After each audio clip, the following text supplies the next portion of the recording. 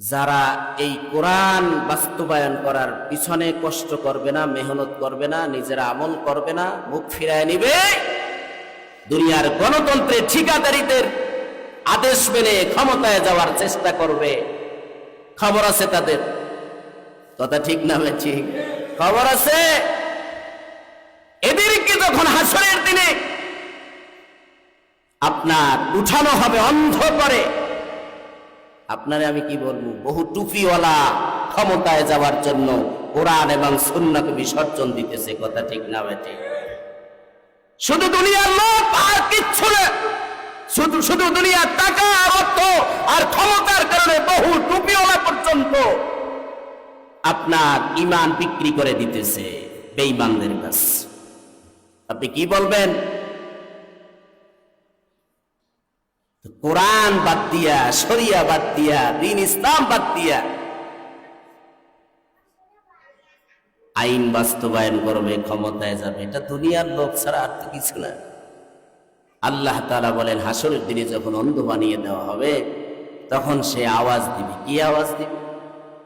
আল্লাহ বলেন, ক্বালা রাব্বি লিমা হাশারতানি আ'মা। এই অন্ধ ব্যক্তিরা কিয়ামতের দিন আল্লাহ তাআলা কে ডেকে বলবেন, ও আমার রব, লিমা হাশারতানি আ'মা, কেন আমাকে অন্ধ করে এখানে উঠালে?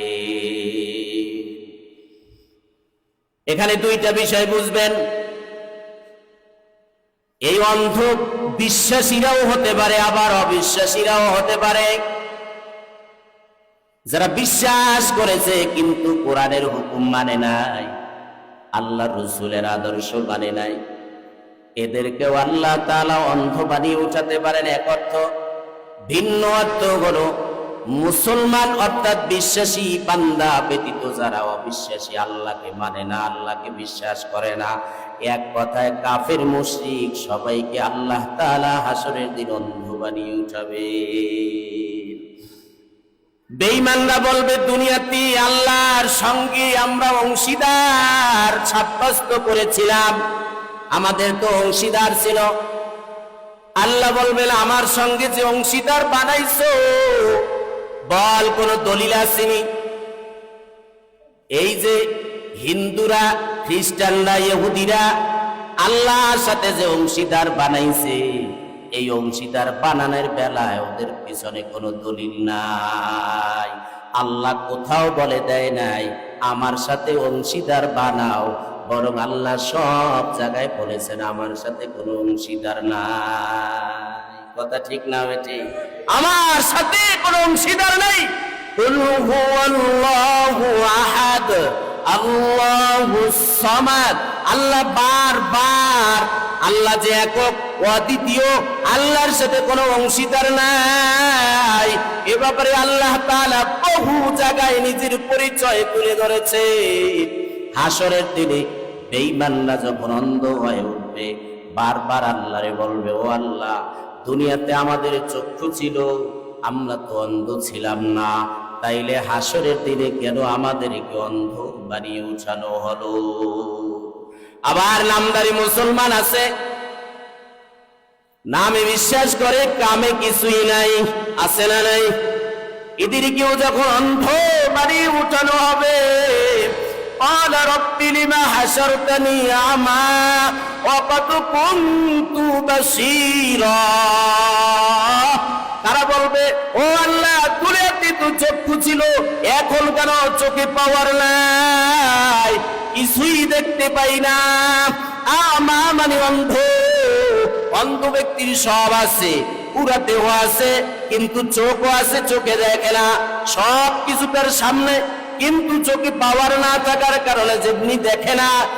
হাসরের দিনে রবের সামনে এরা দাঁড়ানোর পরে বলবে, আল্লাহ, দুনিয়াতে তো চক্ষু দিয়েছিলে, সব কিছু দেখতে পেতাম, এখন কেন দেখি না?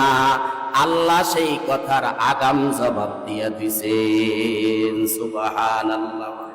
আল্লাহ বলবেন, ক্বালা কাযালিকা আতাতকা আয়াতুনা ফানাসিতাহা ওয়া কাযালিকাল ইয়াওমা তুনসা।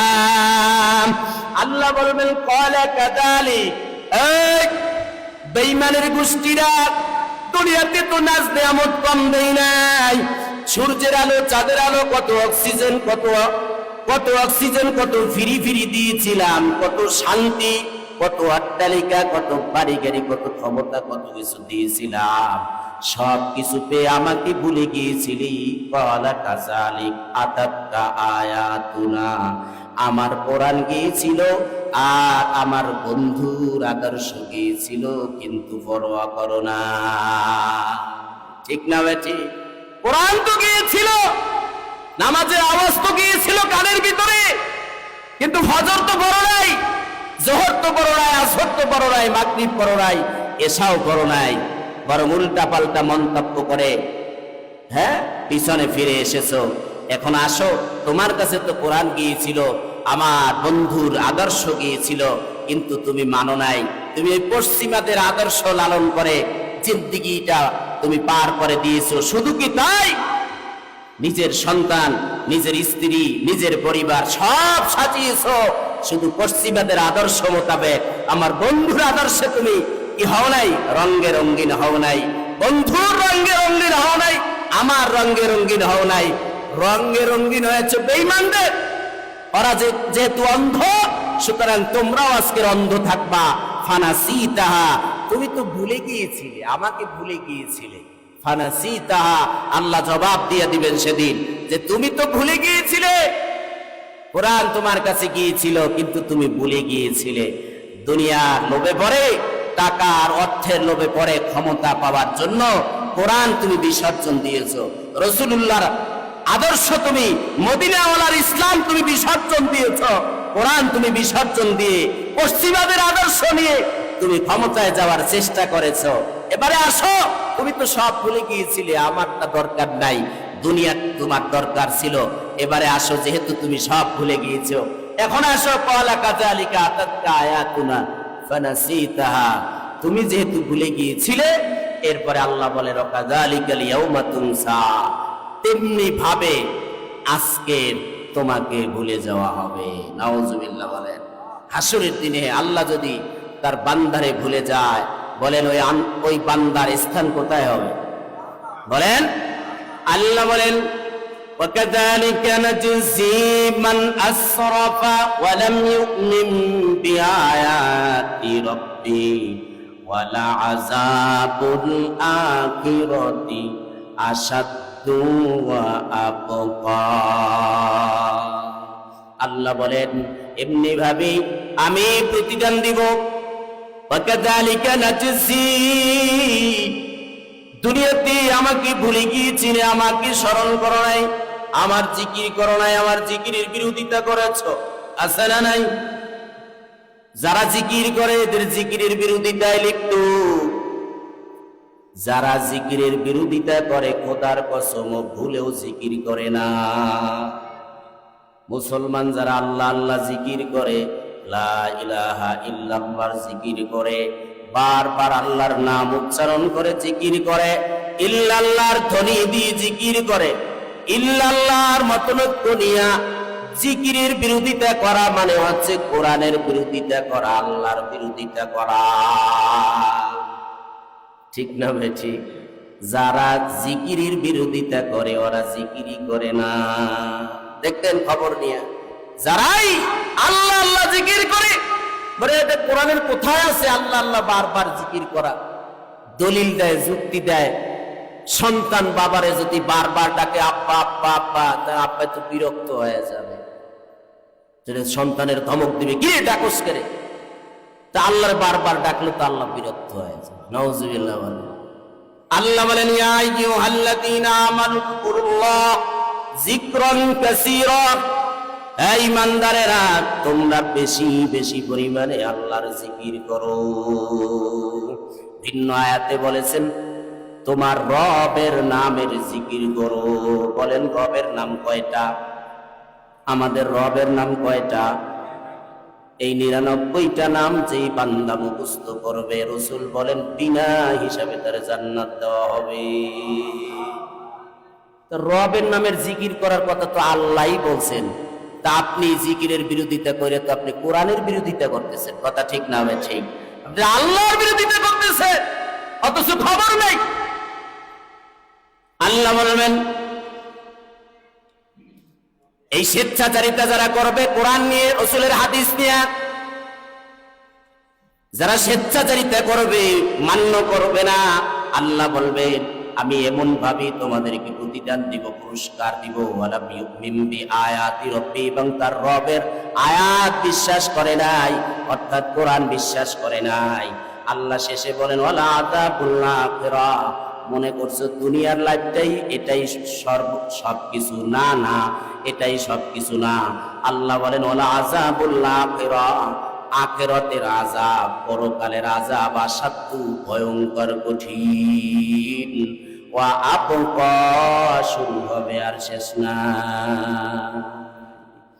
বেঈমানদের শাস্তি জাহান্নামে দেওয়ার পরে শুরু হবে, আর কশ্চিন কালও শেষ হবে না। এই কথাটা মুখস্থ করে নেন। আল্লাহ না করুক, আল্লাহ না করুক, কোন বান্দা যদি বেঈমান হয়ে মারা যায়, ও জাহান্নামে ঢুকবে, তো আর কশ্চিন কালও বের হবে না। ওর শাস্তি শুরু আর শেষ নেই। বলেন শাস্তি শুরু আর শেষ নেই। এজন্য কপালটা দিয়া, সেজদা দিয়া, হাজার কোটি বারও যদি আমরা সেজদা দিয়ে আল্লাহর শুকর আদায় করি, তারপরে শেষ হইব না যে আল্লাহ মুসলমান বানাই আমাদের দুনিয়ায় পাঠাইছে।